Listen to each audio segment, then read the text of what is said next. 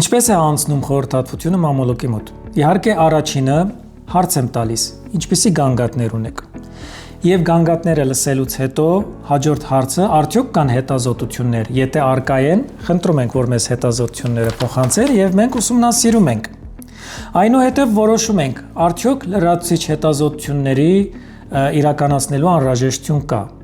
Մամոգրաֆիա, սոնոգրաֆիա, կոնտրաստային մամոգրաֆիա, բիոպսիա, այնպես որ երբ որ որոշումը ընդունվում է, թե ինչ հետազոտություն պիտի անենք, արդեն անցնում ենք հաջորդ էտապ։